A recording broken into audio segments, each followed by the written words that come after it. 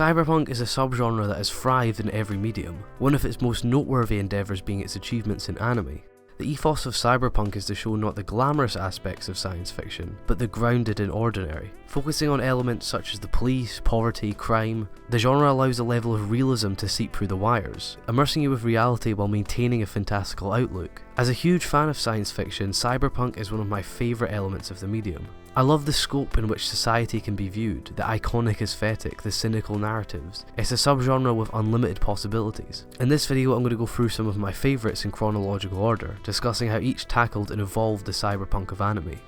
Akira is usually cited as a key starting point for cyberpunk in Japan. Although this is true of the manga, there were several shows before the Akira anime adaptation. A good place to start would be Megazone 23 and Bubblegum Crisis. Two works that perfectly encapsulate the atmosphere and style of 80s cyberpunk.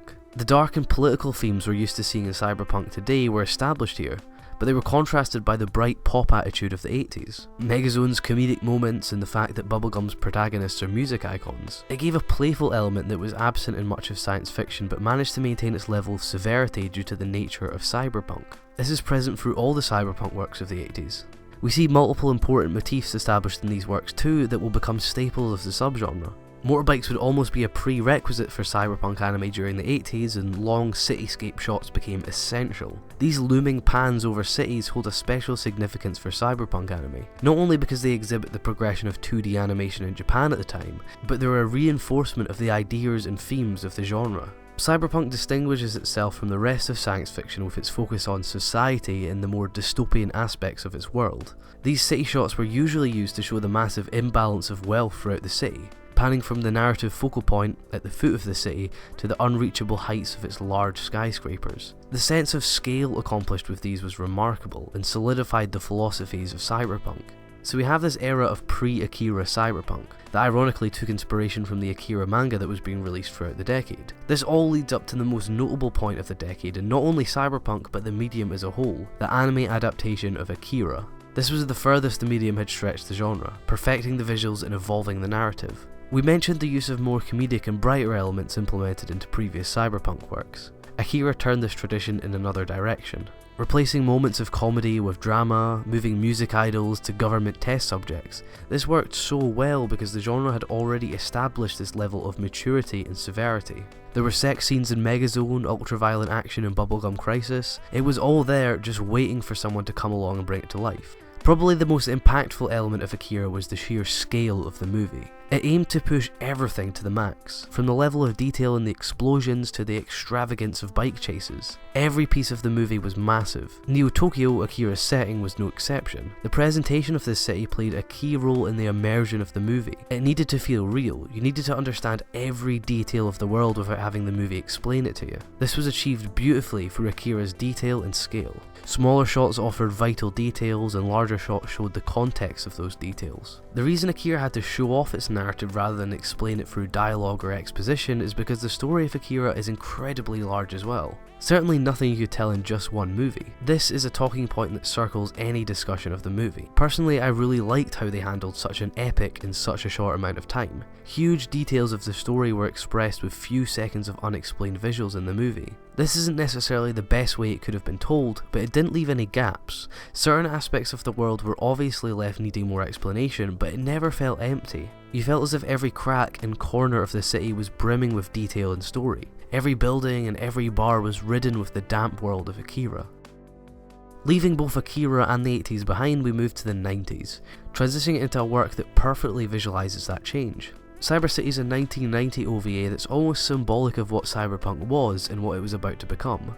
With the ever-growing computer age and with the introduction of the internet, cyberpunk narratives in the 90s started to become more philosophical. Cyber City is the best example of the beginning of this change. It has everything you would expect from the subgenre, but adds a much greater focus on the deeper narrative. It offers the usual character-driven sci-fi action storyline, but has underneath a deeper narrative. Unfortunately, it was still too early and the questions were only briefly pondered. Cyber City sits on the edge of each decade and has become a kind of unique mixture of both styles.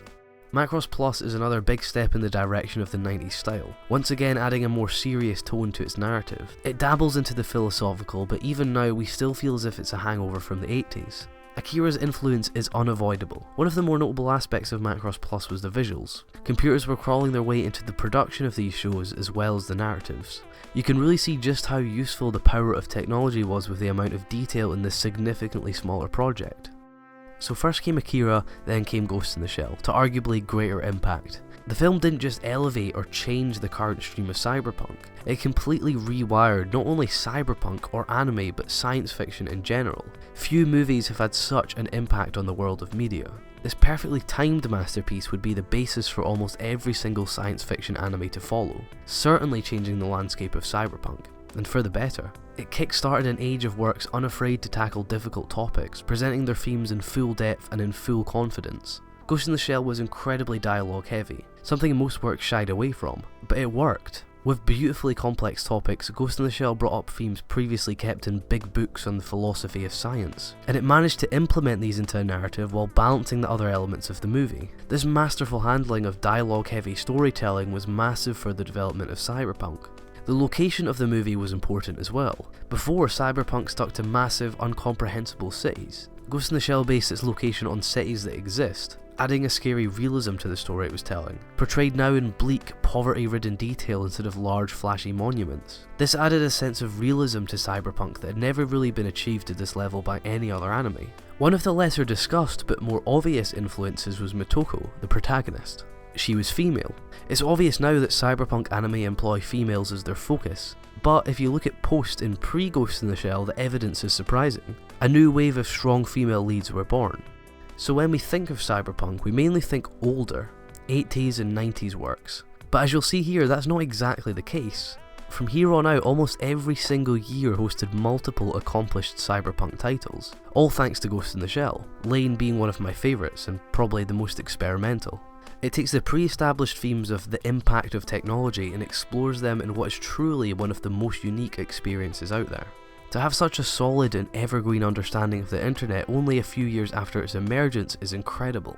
Similarly to Ghost in the Shell, Lain's themes and questions only become more relevant as time goes on. One of the other notable leaps made by Lain was its aesthetic. It strived away from the big cities and moved to a smaller location, spending most of its time indoors. Really, Lain was reserved in its situation. Being in a regular high school with regular looking females gave the more abstract elements of the series more weight. I'd like to also briefly mention the 2001 Metropolis film, a really great addition to the subgenre. It's one of the few cyberpunk anime that opted for such a contrasting art style, creating a cartoon style to ease the flow of its themes and narrative. Taking the visuals to a simpler level really let the story flourish. You'll see as time goes on, each show takes a step away from the classic cyberpunk anime that seem now a lifetime away. Texhnolyze is no exception, more grounded than Lain but equally innovative in its narrative and design. We've established that cyberpunk showcases the lower ends of society, and none do that better than Texhnolyze. Showing a dystopian future off in scarily realistic detail, it's very reminiscent of classic science fiction, telling a story of humanity's loss of control. What I loved about Texhnolyze was how it told its story from the perspective of its characters. It didn't give the viewer any more information than them, giving us all the same sensation of being lost, causing the later events to have heightened impact.